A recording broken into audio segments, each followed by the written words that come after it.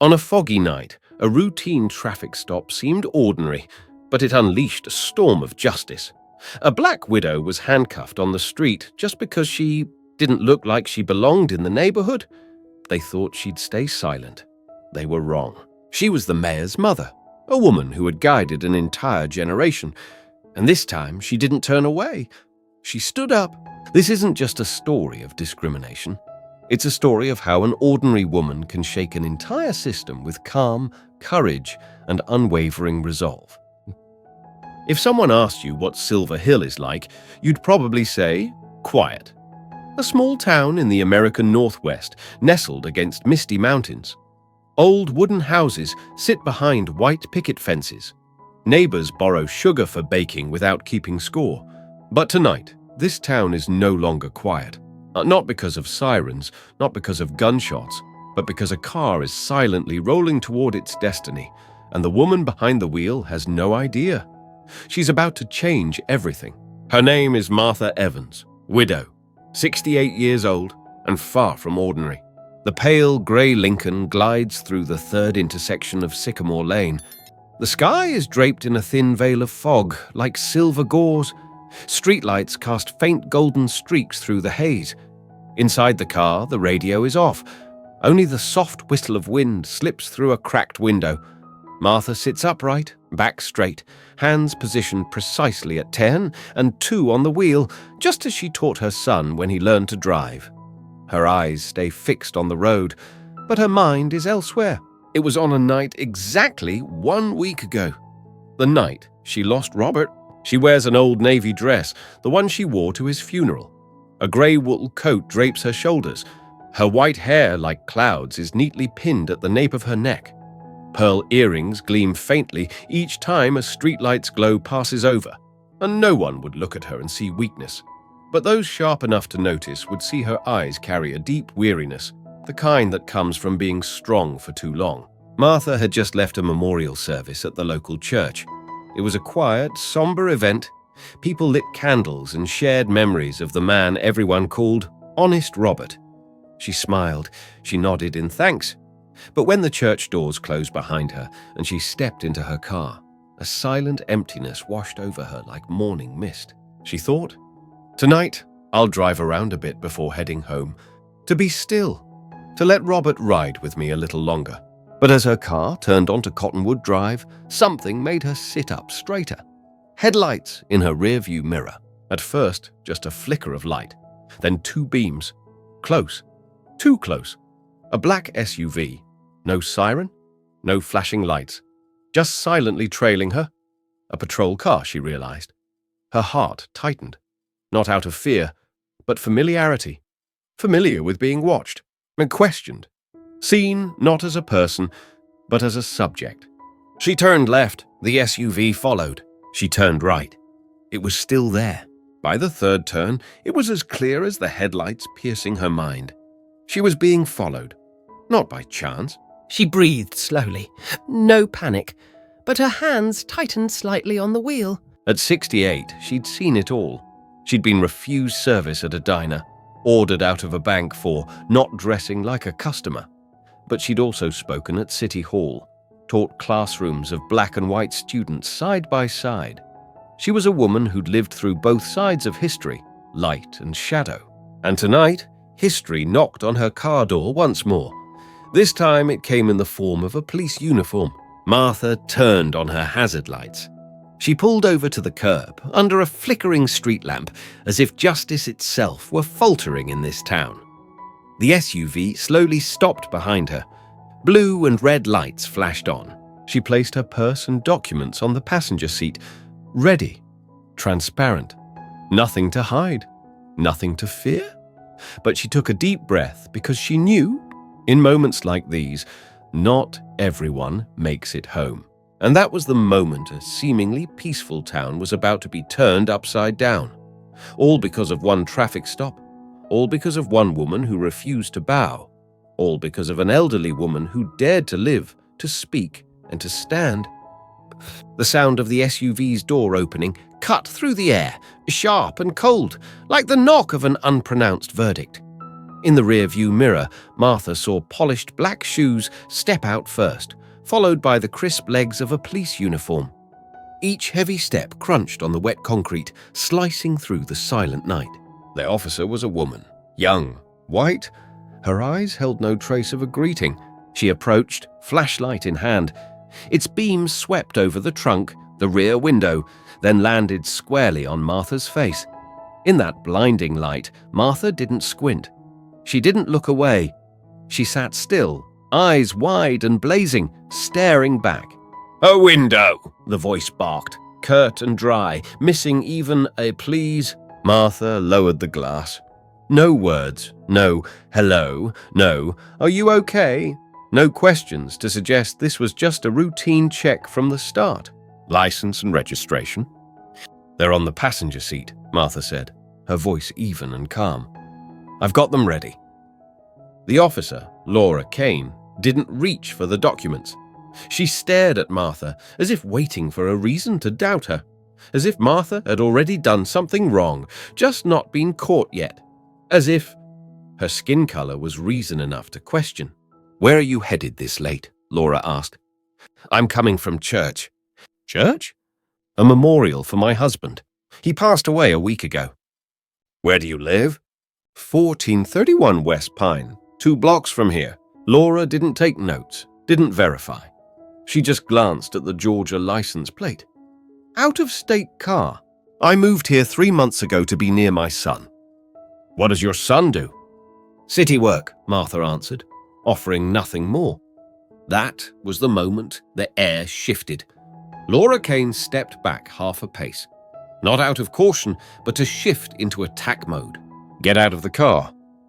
"Is there a reason, officer?" Martha asked, her voice soft but firm. "I told you to get out. I haven't done anything wrong." Laura stepped closer.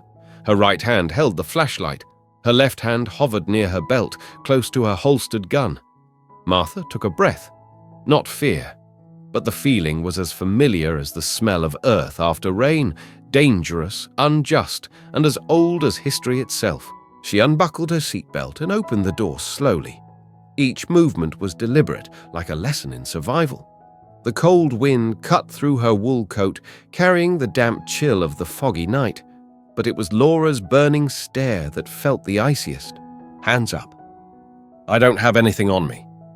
"I didn't ask if you did. I said, put your hands up." Martha complied. Not hurriedly, but not defiantly either. She didn't fight with actions.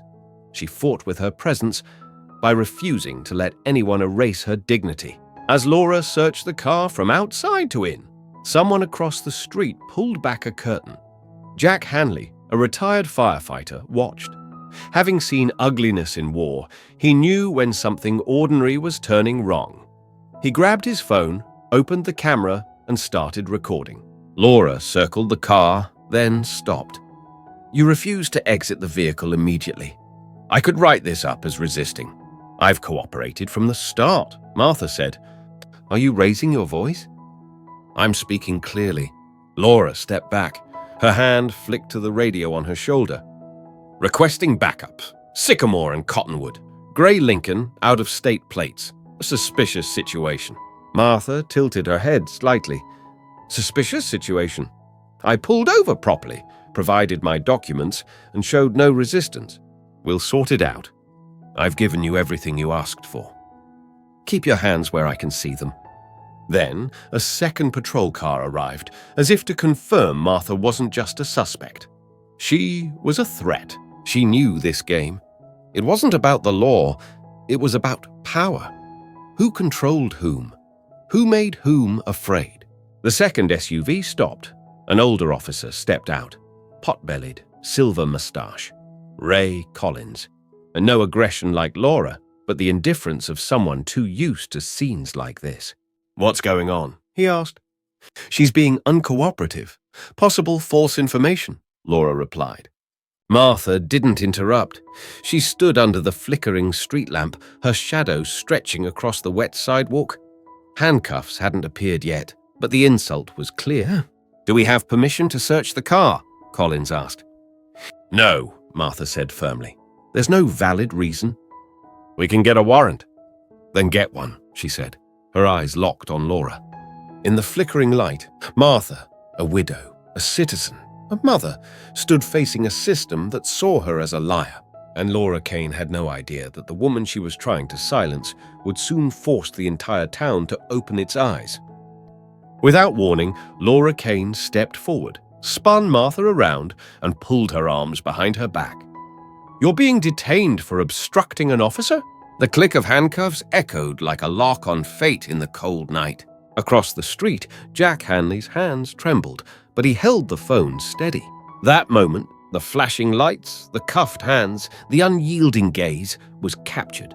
It would change the town. At the Silver Hill police station, the internal phone rang at 10:47 p.m. The desk officer answered. A deep, firm voice came through. "This is Jonathan Evans, mayor of the city. My mother was just arrested." The room fell silent. Chief Halstead looked up, his face paling at the name. "Full name? Martha Evans. Release her now." In that moment, a traffic stop became a political crisis. While the red and blue lights still flashed on Sycamore Street, and Martha Evans stood handcuffed in the foggy night elsewhere, the truth was breaking free from closed doors. Jack Hanley, from his wooden house on the corner, hands still shaking with anger and fear, pressed send. The 2-minute, 16-second video had no music, no effects, just flickering lights, the sound of boots on wet pavement, and the image of an elderly woman treated like a criminal. 10 minutes later, the clip began spreading on a Silver Hill residents' Facebook group. Within 30 minutes, the video was shared over 300 times, with captions boiling with anger. Does someone's mother deserve to be treated like this? She just stood there, no shouting, no resisting, but handcuffed like a criminal. If she were white, would this have happened? In 1 hour, Drew Cook, justice. For Martha began trending on Twitter. By 2 a.m., the video had spread to TikTok, Reddit, Instagram, and even an independent news channel. The outrage was no longer confined to Silver Hill. It had swept across America. At Silver Hill Police Station, the silent begin to speak. Chief Raymond Halstead stood in his office, staring at his computer screen. The video played on loop for the 10th time. He said nothing. No one did. They didn't need to. The truth was glaringly obvious. In the video, Officer Laura Kane aimed her flashlight at an elderly woman. No greeting, no respect, just orders, suspicion, and force. And that final scene, the handcuffs, struck the hardest blow to the image of the force he led. A young officer knocked on the door. "Hey, Chief! Call from the mayor's office." Halstead nodded, eyes still on the screen. "I know. It's calling me from all over America." Oh, at Martha's home, a woman who never wanted to be a symbol. Martha was released in silence. No apology, no explanation. Just Collins unlocking the cuffs and saying, "You're free to go," as if she were a misdelivered package. She walked out of the small cell, shoulders straight, eyes unbowed. But inside, something had broken. Not her faith in herself, but her belief that silence would keep her safe. Her son, Jonathan Evans, met her at the door. He said nothing when he saw his mother, still in her funeral dress, wrists marked red. He just opened the car door and whispered, "You're not ordinary anymore, Mom. You know that, right?" She stayed silent, but she knew. This was no longer just her story. Social media, a punch. No one could control. By morning, an independent Portland journalist shared the video, racking up over 1 million views in 5 hours. Hashtags exploded. Grandma arrested for driving from church. White cop, black victim. When is enough enough? Silver Hill, Oregon, where mothers are humiliated for not fitting the mold. On YouTube, a sociology channel posted an in-depth video. Why are we afraid of a silent black woman? In the mayor's office, the name Martha Evans becomes a storm. Jonathan Evans, though mayor, couldn't control the situation. "My mother is a teacher. She organized food drives for 20 years. She lit candles for kids who died of cancer. And you see her as what? Dangerous. His voice trembled at an emergency press conference. The media swarmed, cameras flashing red like police lights. No one could stay on the sidelines anymore. In quiet corners, the silent begin to rewrite history. A woman named Maria Gomez posted, "She was arrested just for standing in the night. It happened to me in front of my 2 kids. I stayed silent then. Not anymore." An elderly veteran, Earl Watkins, shared the clip with a caption, "I fought for freedom, but I've never seen it in my own town." And Jack Hanley, the man who filmed it, told a reporter, "I didn't know who she was. I just knew. If I didn't record, who would believe her?" And so, a symbol was born from a cold, foggy night. No one, not even Martha, wanted this story to happen. But now it had. And like every spark ignited at the right moment, it didn't just light up a path. It burned down an entire system. Before that video, Laura Kane was just a quiet dot on the city's police roster. Not overly notable, not infamous, but never praised either. She was calm, efficient, cold as steel, and effective according to her superiors. But after the clip of her handcuffing Martha Evans spread like wildfire, other names surfaced. People who had felt the same sting as Martha, but had chosen silence, or worse, had been forced into it. Maria Gomez was the first, a 34-year-old single Latina mother working night shifts at a diner near the town's east side industrial area. On social media, she posted a simple tweet. "I was stopped by Laura Kane while driving my daughter to school. She ordered me out of the car. I was held for 40 minutes. No reason, no apology." The post, plain and without a video, just an old photo of her with her 2 kids, was shared over 10,000 times. When one story triggers a chain of stories. Then came Earl Watkins, 62, a black veteran.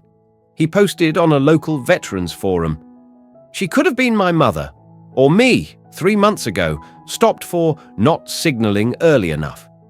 They searched my trunk and asked if I had a gun. I said, 'Just a fishing rod.'"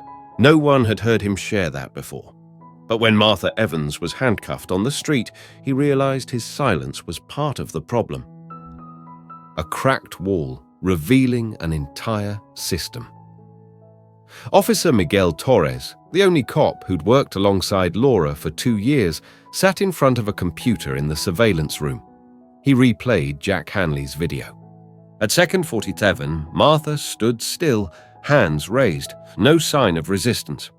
At second 114, Laura twisted her arms behind her back. No warning, no explanation. He sighed and opened the internal database. Laura Kane's file appeared, listing over 30 solo patrols without a second officer. At least 8 ended in detentions, vehicle searches or citations, later contested. He scrolled further, 5 formal complaints or all closed due to lack of evidence. Torres knew what lack of evidence meant in Silver Hill.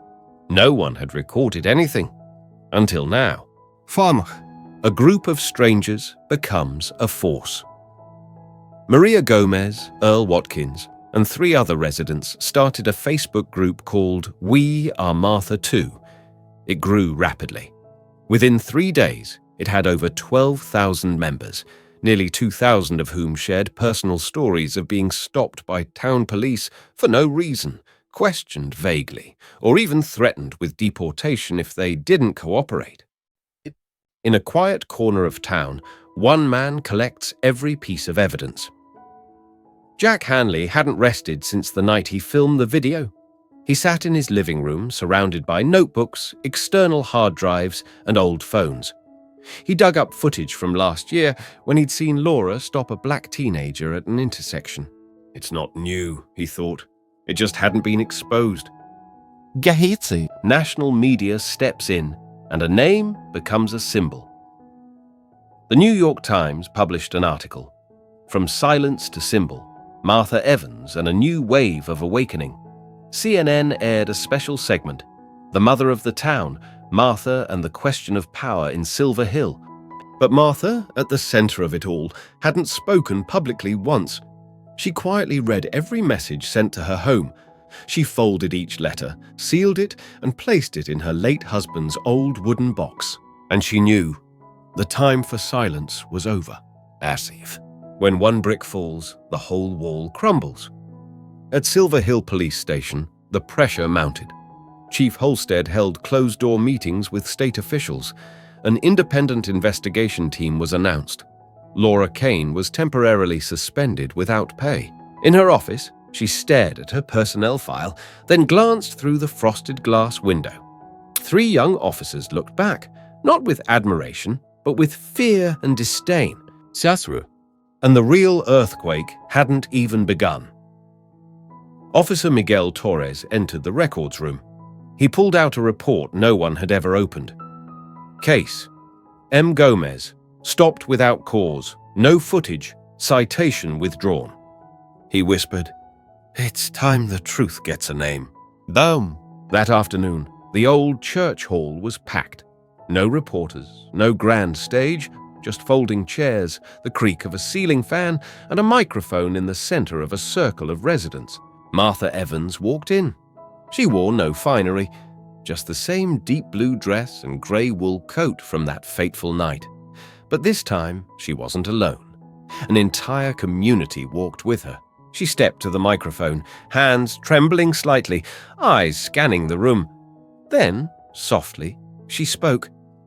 "I was taught that if I acted properly, if he stayed quiet and polite, I'd be safe. I believed that until last week. No one breathed. They didn't see me as a mother, not as a teacher, not as a widow. They saw my skin, a suspect. And that, ladies and gentlemen, isn't just wrong. It's poison." She paused. Her voice grew steadier. "I don't want pity. I want justice. And I won't step back anymore." A ripple of applause began, quiet at first, then erupting. That night, Martha Evans was no longer a victim. She was a voice, and the whole town began to listen. The night after Martha's speech, Miguel Torres stayed up. He stared at his computer screen, where a dense spreadsheet listed Laura Kane's solo patrols. Each one shared a pattern. Victims of color. No camera evidence. Sloppy reports. And silence at the end. Miguel sighed. He knew this wasn't new. It just hadn't been called out by name. He closed the file, picked up a USB drive with a copy of Martha's video, then walked out of the surveillance room toward Chief Raymond Halstead's office. Inside, Halstead sat motionless before a TV screen playing Martha's speech. His eyes were tired, hollow. "Chief," Miguel said, "I have something you need to see." He placed the USB on the desk. Halstead looked at it like it was a grenade with the pin pulled. "This will blow everything up," Miguel said. "But if we keep hiding it, the cost won't just be our reputation. It'll be our integrity." Halstead looked up. For the first time in years, he saw not obedience in a subordinate's eyes, but conscience. "Are you sure you want to stand on that side?" "I'm standing on the right side." The next morning, a 27-page internal report was sent to the Oregon Inspector General's office. The final signature. Miguel Torres. Attached. 5 video copies, 11 improperly closed complaints, and an extract of Laura Kane's patrol logs. At the same time, in a quiet cafe on the north side of town, Laura Kane sat alone, eyes glued to her phone screen. The video of her handcuffing Martha played on a national news broadcast. A group of high schoolers passed by, glancing at her silently. No one spoke, but their eyes said it all. Her uniform no longer shielded her. Outside, a storm was brewing. Inside, the system was crumbling. And now, the truth could not be silenced. Just see, 3 days after Miguel Torres sent the report, Silver Hill was no longer a quiet small town. National TV networks parked broadcast vans outside City Hall. Reporters from Portland, Seattle, and even New York arrived. But they weren't here for the mountain scenery. They came for one name, Martha Evans. And An emergency committee forms and a special invitation. Mayor Jonathan Evans, Martha's son, announced an independent investigative committee. 2 state representatives, 1 civil rights attorney, 1 investigative journalist, and notably, 1 seat reserved for a citizen. The entire town unanimously nominated Martha. She declined the representative role, but she agreed to appear just once. The town hall falls silent. Then she speaks. That afternoon, the town hall was packed. The city held its breath. Behind the hearing table, cameras and microphones from CNN, Fox, and AP News lined up. Martha Evans stepped forward. No script, no aid, no water, just her voice and the truth. I'm not here for myself. I'm here for Maria Gomez, stopped in front of her 2 children, for Earl Watkins, whose car was searched instead of being thanked for his service to this country, and for everyone who's never been seen, never been believed. No one moved, no camera dared flash. I don't want to be a symbol. I just want to go home. But if I have to choose between my own comfort and protecting others, I choose not to stay silent. A ripple effect and a terrifying silence. As Martha stepped down, the entire hall stood, not for spectacle, but because they just heard something the system had never admitted. Silence had made them complicit. At the back of the hall, Miguel Torres stood quietly. An older officer beside him nodded slightly. No words, but his eyes said clearly, "You're not alone." In a closed office, one woman knows the storm has arrived. Laura Kane sat in an internal investigation room. A woman from the state civil rights office opened a file in front of her. "We've seen the video. We've received the complaints, and we've started collecting evidence from 3 years back. Do you have anything to say before we go public?" Laura stared into the one-way mirror. For the first time, she wasn't sure who she saw staring back. The next morning, a group quietly entered through the back gate of Silver Hill Police Station. No uniforms, no sirens, but each wore a badge. Oregon State Internal Affairs. 3 men, 2 women. One was a former federal prosecutor. Another, a retired FBI special investigator.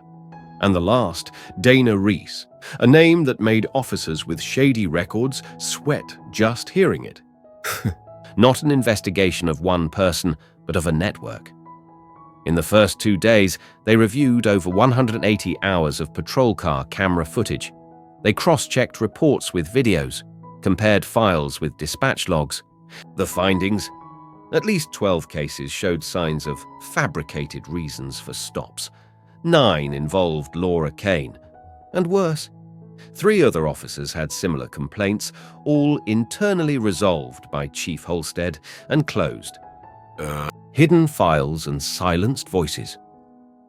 One file stood out. Maria Lopez, an elementary school teacher of Mexican descent.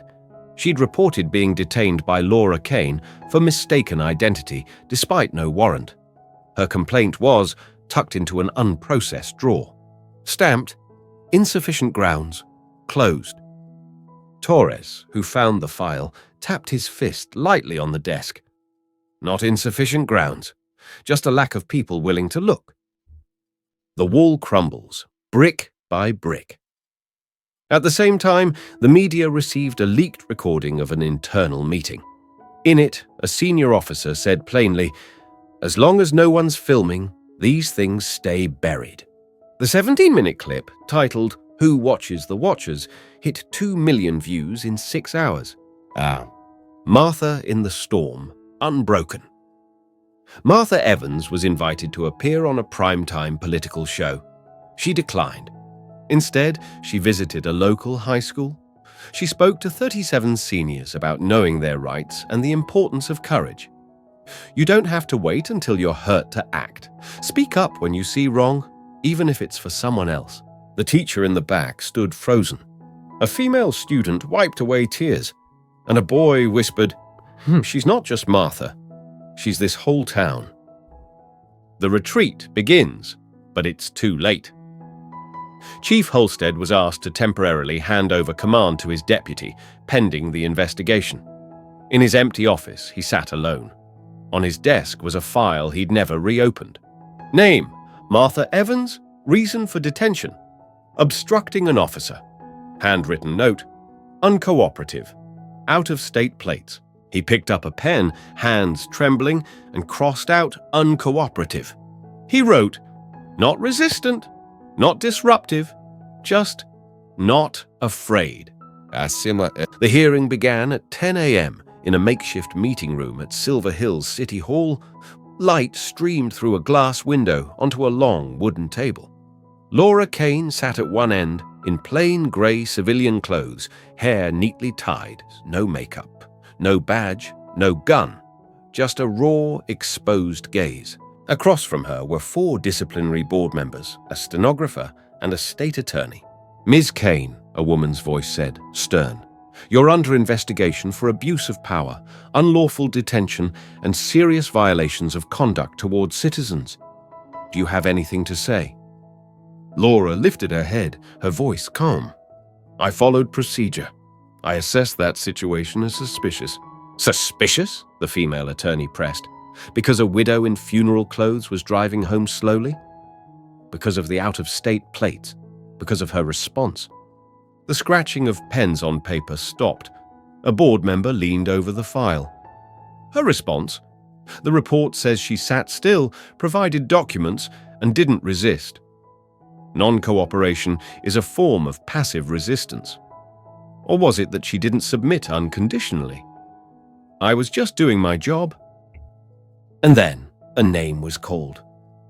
Officer Miguel Torres, please come in. All eyes turned to the door. Torres entered, uniform crisp, shoulders square, gaze steady but unflinching. He was invited to sit across from Laura. Officer Torres, the chairwoman began, you directly submitted the internal investigation report on the accused's conduct. Are you prepared to testify today? I am. The room was so silent you could hear the ticking of a clock. Have you ever worked with Laura Kane? Yes, in at least 20 joint patrols, and I've reviewed over 60 of her solo reports. In your view, is there evidence of abuse of power? Yes. Very clear. Specify. Stops without lawful reason. Altered reports. And excessive intimidation beyond what's necessary. Chafu.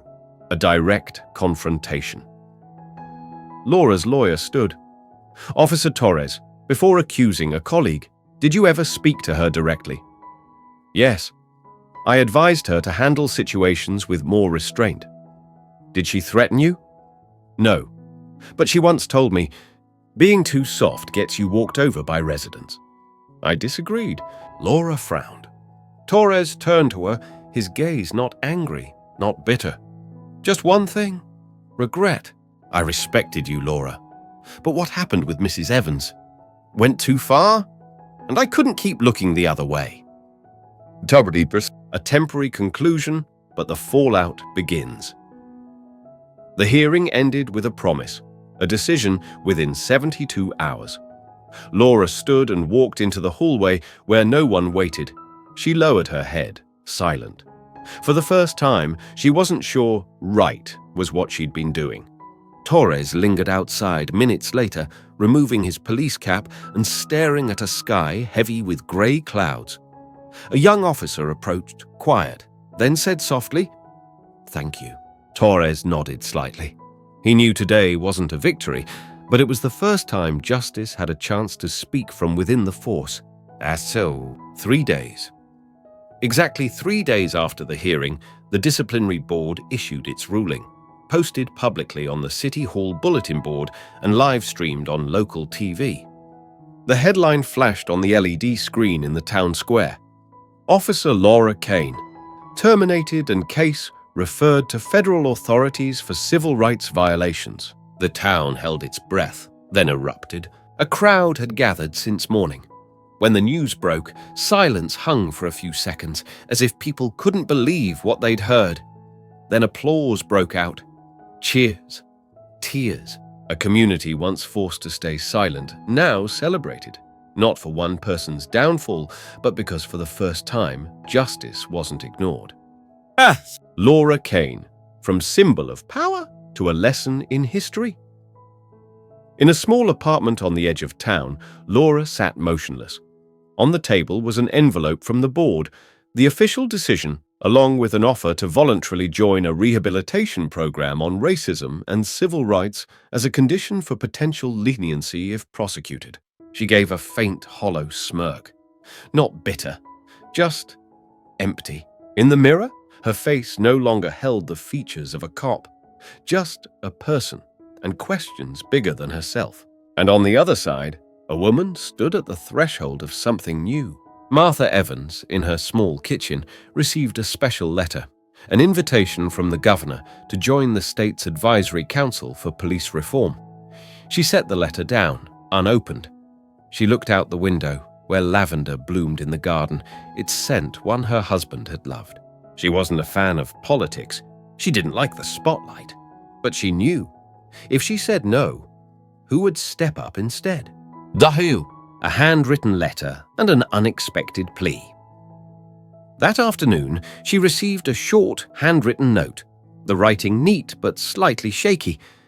Mrs. Evans, I'm Officer Mike Lerner, who stayed silent during your case.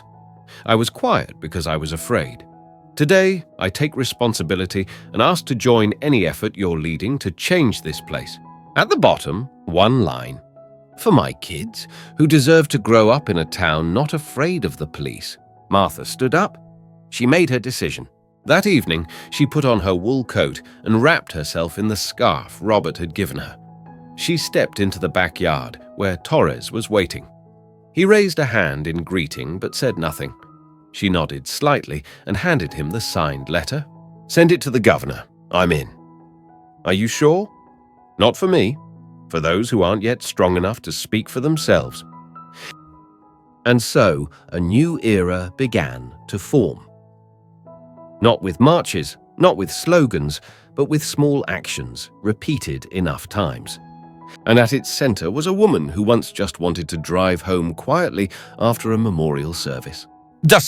The town's old library, vacant for nearly 6 years, had once been a place where kids studied in summer, where elders borrowed books, and where graduation parties were held. But time, like in every aging town, had left it dusty and forgotten. Until that day, a new sign went up at the entrance. Martha Evans Community Support Center, a place to listen and lift up. Not just a building, a space for opportunity. The opening day had no red ribbon, no officials cutting tape. Just the hands of students, residents, former officers, and retired teachers painting doors, dusting shelves, and steadying wobbly wooden chairs. In the main meeting room, Martha stood in a circle of volunteers. I don't want this place to be a monument to injustice. I want it to be a beginning. A place where, if someone is stopped, insulted, or lost, they know they're not alone. A soft wave of applause rose. But one person didn't clap, just quietly shed tears. A familiar face and words that touched the heart. The curly-haired girl who'd cried in class during Martha's school visit now stood before her, clutching a piece of paper labeled Volunteer Application. I want to help you, because if you didn't back down, I don't want to just stand and watch. Martha knelt down, taking the girl's hand. What's your name? Tiana? Well, Tiana, starting today, you'll be the keeper of the counseling room keys. I'll need someone like you there. A revival spreads and trust begins to return. Within 2 weeks, the center welcomed over 130 visitors. An elderly woman needs help appealing a traffic fine. A young black man was denied a rental because he didn't fit. A student wants to start a newsletter on civil rights. Miguel Torres, still an officer, took 1 day off each week to teach a Know Your Rights during a stop class. A retired officer, Sam, who'd left disillusioned by the department's handling of misconduct, returned to help build a free legal library. For Martha, each morning was a small miracle. She arrived early, opening the doors while the fog still hung low. She brewed the first pot of tea herself. She didn't need a microphone or cameras. She needed just one thing: for this place to live, and for people to walk in without fear. Dusk. The mayor. From politician to son. On weekends, Jonathan worked quietly in the archives, sorting books. No aides, no cameras. When a mother emerged from a legal counseling session, holding her son's hand, he smiled and bowed slightly to them. One day, as he and Martha sat resting in the center's backyard, she said, "You know, this place isn't named after me. It's named after everyone who's ever been silenced." "I know," he replied, "and I'm proud that you were the first to open your mouth." Not a revolution, but a long journey that began with listening. That evening, in the guest book at the front desk, someone wrote, "I didn't think I'd come back here, but for the first time I felt unjudged when I spoke the truth." Martha read it, then closed the book. One person had found their voice. Today, one. Tomorrow, the whole town. A week after its founding, the Martha Evans Community Support Center received its first letter from outside Silver Hill. The sender, the Messer of Greenford, a small town 80 miles away. The message, just 3 sentences. "We've followed your story from the start. Greenford had a similar case, but no one stood up. We'd like to invite you, not to speak, but to help us begin." Then came a second town, then a third, then an entire state. Within 2 weeks, 6 invitations arrived from small towns in Oregon, Washington, and Idaho. Not honorary gestures. Pleas for help. We don't need a hero. No, we need a way to start over. Martha set the stack of letters on the table, her hands trembling slightly. She hadn't left Silver Hill for long since her husband's passing. She feared cameras, feared exaggeration. But she feared one thing more: knowing she could help and choosing not to. An urgent meeting, warm like a family evening. That night, in the center's main meeting room, Martha gathered her core team. Torres, who'd risked his career to do what was right. Tiana, the girl who'd once cried, is now coordinating youth activities. Maria Gomez, silent for 3 years, is now advising on residency policies. Geraldine, a retired teacher, is volunteering to manage the legal library. She placed the stack of letters in the center of the table. People need us. Not because of me, but because of what we've built here with trust and persistence. Torres looked at her. "If you go, we'll hold this place together. But if you stay, we might be closing the door on those outside." Catherine. The choice was no longer hers. Alone. That evening, Martha sat alone on a stone bench in the garden. In her hands was an old photo. She and Robert standing outside the old library in 1989, the day they organized their first book drive. She recalled his words from that day. "If a door is closed, we can knock again. But if someone's trapped behind it, it's our duty to break it down." She smiled, tears falling softly. "This time, you'll have to come with me, Robert." And so, a new journey began. The following week, the Evans Center, Greenford branch, was announced. No banners, no stage, just a hand-carved wooden sign. "We don't promise to fix the world, but here you won't have to fix yourself to be heard." Tiana stood beside Martha as she cut the first ribbon. "Do you think you're scared, Mrs. Evans?" "Yes, but if we only do what feels safe, we'll never change anything big." Yes. And so the model spread. No miracles, just faith. 3 months later, 3 new centers opened. 6 towns were preparing to convert old libraries into community legal support hubs. A small publisher offered to print Torres's Know Your Civil Rights Guide for free and distribute it across the state. But for Martha, success wasn't in the numbers. One late evening, returning to Silver Hill after a new center's launch, she found a folded note on her desk. The handwriting was careful and unsigned. "Ms. Evans, because of you, I spoke up about being denied an internship for not fitting company culture. I cried, but then I filed a complaint. I don't know if I'll win, but I don't feel small anymore. Thank you."